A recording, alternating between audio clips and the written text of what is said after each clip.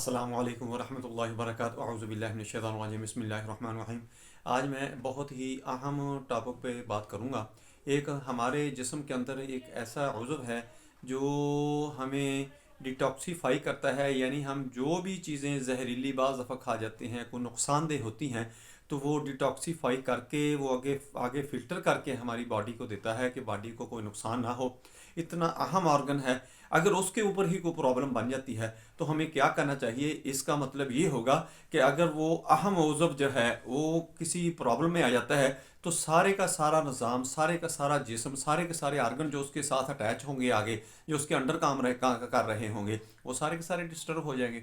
दोस्तों पूरी वीडियो देखें, आपको बहुत ज़्यादा फ़ायदा होगा। मैं हूँ डॉक्टर हाफिज़ अब्दुल अंजम, आप देख रहे हैं यूट्यूब चैनल। मेरा आज का जो मौजू है वो है फैटी लिवर। दोस्तों फैटी लिवर जो है वो हम एक कॉमन सी बात लेते हैं। एक तो ये है कि ये बहुत ज़्यादा हो गया है। 88% जो बच्चे हैं वो इससे मुतासर हैं, यानी हमारी खुराक, हमारा बैठना उठना, हमारी जो प्रैक्टिकल लाइफ है, हमारी जो एक्टिविटीज़ हैं वो इस किस्म की हैं कि हम फास्ट फूड खाते हैं, सॉफ्ट ड्रिंक वगैरह का इस्तेमाल ज़्यादा कर लिया है, कार्बोहाइड्रेट्स ज़्यादा इस्तेमाल करते हैं, जिसकी वजह से लिवर के ऊपर फैट आ जाती है, यानी फैटी लिवर हो जाता है, जिगर के ऊपर चर्बी आ जाती है।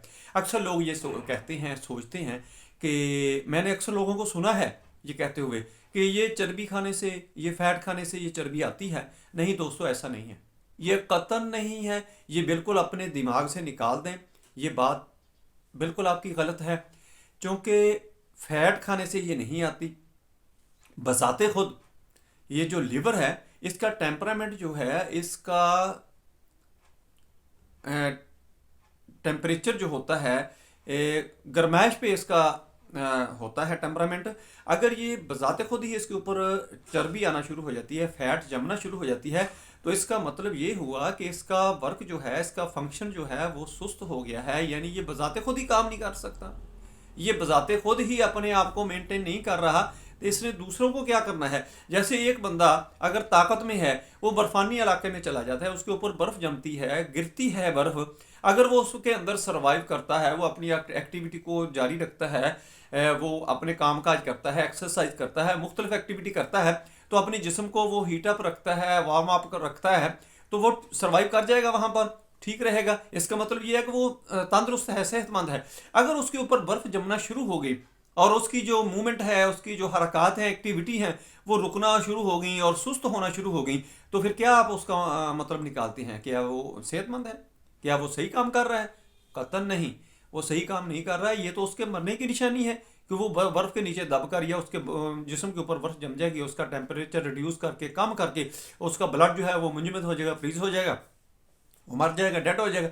इसी तरह इसका है फैटी लिवर। जब इसके ऊपर फैट आती है तो इसका मतलब यह है कि ये उस फैट को तहलील नहीं कर रहा, उसको हरारत नहीं दे रहा, गर्म नहीं कर रहा, ख़त्म नहीं कर रहा, उसे जान नहीं छुड़ा रहा। ये वही मिसाल जो मैंने आपको एज ए एग्जाम्पल बताई है कि बर्फ़ जब जमना शुरू हो जाती है बंदे के ऊपर, तो ये मामला बन जाता है। फिर जब फैटी लिवर होता है तो ये अपने साथ ही दूसरे ऑर्गन्स को, दूसरे उज़्व को, अज़ा को मुतासर करना शुरू कर देता है। ये सबसे पहले तो पंक्रियाज यानी लबलबा को करता है। जब लबलबा चर्बी से मुतासर होता है, इस फैट से मुतासर होता है, तो अपने अल्फा सेल, बेटा सेल्स प्रोड्यूस करने ख़त्म कर देता है, चूँकि वो अपना फंक्शन सुस्त कर देता है, वो अपना फंक्शन छोड़ देता है। जब वो होता है तो टाइप 2 शुगर हो जाती है।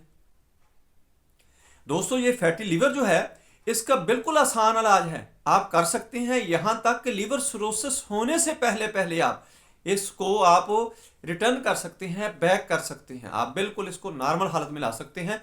लेकिन आप अगर कोशिश करेंगे, परहेज़ करेंगे खाने पीने का, अपनी लाइफ एक्टिविटी जो चेंज करेंगे, तो फिर सब कुछ ठीक हो जाएगा। वरना ये पहले पंक्रियाज को पकड़ेगा, लबलबा को पकड़ेगा, उसको डैमेज करेगा। उसके जो हार्मोन हैं, अल्फा सेल्स, बेटा सेल्स जब प्रोड्यूस नहीं होंगे तो उनका फंक्शन बहुत अहम है, क्योंकि वो इंसुलिन को पैदा करते हैं और इंसुलिन से शुगर को कंट्रोल करते हैं। और जब उसका फंक्शन बड़ा अहम है कि शुगर को लेवल भी बरकरार रखते हैं, और शुगर जब बढ़ती है तो उसको कंट्रोल भी करता है। जब वो होता है तो सारा का सारा सिस्टम डिस्टर्ब हो जाता है और टाइप 2 शुगर हो जाती है। इसके साथ फिर ये हार्ट को मुतासर करता है। अक्सर लोग सोचते हैं कि ये आइसोलेट रहेगी, यहीं पर चर्बी रहेगी, यही नहीं रहेगी, ये पूरे जिस्म में फैल जाएगी। लबलबे से ये हार्ट की तरफ फिर आएगी, हार्ट को वर्क नहीं करने देगी। हार्ट चर्बी से जब तन जाता है, यानी उसके ऊपर पूरी चर्बी आ जाती है, तो वो अपना वर्क करना उसको मुश्किल हो जाता है। उसके साथ भी यही मामला होता है कि वो अपने फंक्शन छोड़ना शुरू कर देता है, जिसकी वजह से हार्ट अटैक आ सकता है। फिर आगे खून में ये चर्बी जाना शुरू हो जाती है। खून के अंदर जब ये सर्कुलेट करती है, वहां पर प्रॉब्लम आना शुरू हो जाती है। हार्ट अटैक हो सकता है, रुकावट हो सकती है, वेस्कुलर डिजीज हो सकती हैं, कोई भी प्रॉब्लम आ सकती है, कहीं पर भी कोई कोलाट बन सकता है। यही मसले होते हैं जो कोलाट बनते हैं।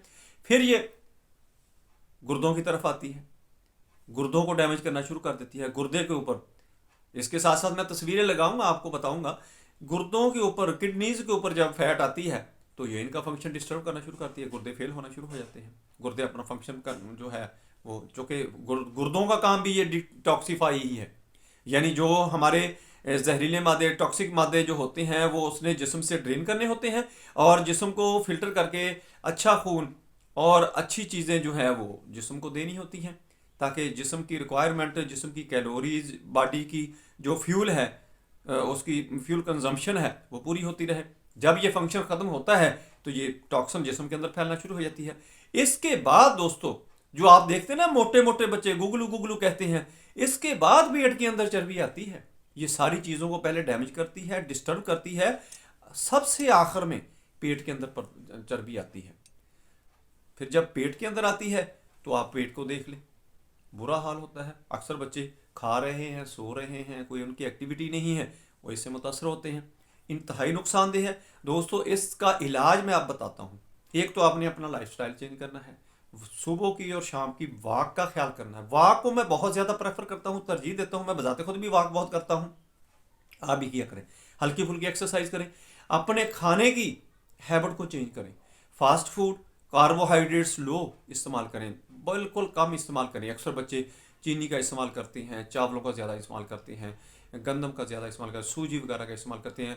चावल, गंदम और इसकी बनी हुई प्रोडक्ट तमाम की तमाम कम से कम, जितनी कम कर सकते हैं आप उतनी ही कम करें। फैट और प्रोटीन को ज़्यादा लेना शुरू करें। फैट और प्रोटीन जो है वो आपको फिट रखेगी, आपको बेहतर करेगी। फैट खाने से लीवर के ऊपर फैट नहीं आएगी, फैट खाने से हार्ट के ऊपर फैट नहीं आएगी, फैट खाने से उसके ऊपर अंदर वेन्स के अंदर, ब्लड के अंदर फैट नहीं जाएगी। फैट खाने से गुर्दों के ऊपर फैट नहीं आएगी, फैट खाने से लबरबे के ऊपर फैट नहीं जाएगी, फैट खाने से चर्बी जिस उसके अंदर, पेट के अंदर नहीं आएगी। दोस्तों ये मेरी बातें याद रखें, आपके काम आने वाली हैं, आपके लिए बहुत फ़ायदेमंद है। अपने बच्चों को फास्ट फूड से हटाएं, लो कार्बोहाइड्रेट्स पे आएँ और अपने लाइफस्टाइल को चेंज करें। इसका मुकम्मल इलाज है। आप इससे दोबारा वापस आ सकते हैं। अगर आप फैटी लिवर का शिकार हैं, इसको यहीं से वापस करें। खुदा न खास्ता अगर लिवर डैमेज होता है तो उसको ट्रांसप्लांट कराना पड़ता है। लाखों करोड़ों का बजट और इसकी खजालत, और इसमें सरवाइव करना मरीज़ का इंतहाई मुश्किल होता है। दोस्तों मेरी वीडियो पसंद आए इसको लाइक करें, दोस्तों रिश्तेदारों में शेयर करें, बेल आइकन को प्रेस करें, मेरे चैनल को सब्सक्राइब करें। अपना ख्याल रखें। Stay connected, stay happy, stay healthy. अल्लाह हाफिज़। अस्सलामु अलैकुम वरहमतुल्लाहि वबरकातुहू।